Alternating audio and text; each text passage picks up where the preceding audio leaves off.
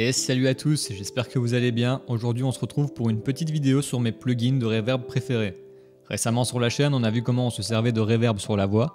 Du coup je me suis dit que j'allais vous parler des plugins qui fonctionnaient bien à mon avis, ou en tout cas ceux que moi j'aime et utilise beaucoup. Je signale aussi que l'ordre n'a pas vraiment d'importance ici, c'est pas tellement un classement, juste une présentation rapide sous forme de top. Et le premier de ce top c'est le Mani M Reverb de chez Waves. Je l'aime assez bien celui-là parce qu'il est très rapide à utiliser. Et pour faire des prémix rapides ou des reverbs sans prise de tête mais qui sonnent quand même bien, bah il est parfait. On lance le plugin, on choisit l'algorithme qui sied le mieux à la chanson, on prend une taille, on chipote au temps et au pré-delay et c'est plus ou moins terminé. Si on veut aller un peu plus loin, on a un EQ intégré, un bouton de taux de reverb et en dessous on a même de la distorsion et de la modulation pour faire des trucs un peu plus spécifiques. Franchement un plugin assez chouette. Le second dont je vais parler c'est plutôt une marque, c'est Valhalla DSP, notamment la Plate et la Room. Les reverbs de chez Valhalla ont une couleur assez chouette et elles sont hyper faciles à utiliser. Elles sonnent notamment très bien sur les voix rap et c'est très utilisé dans les prods musicales actuelles et en plus elles sont pas chères, donc franchement c'est de très bons plugins.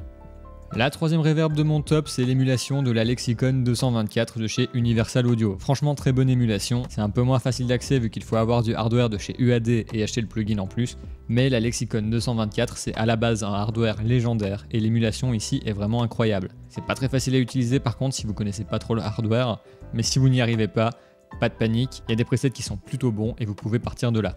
En quatrième position, ex aequo les reverbs de chez Liquid Sonic, notamment la Lustrous Plate et les PCM de chez Lexicon.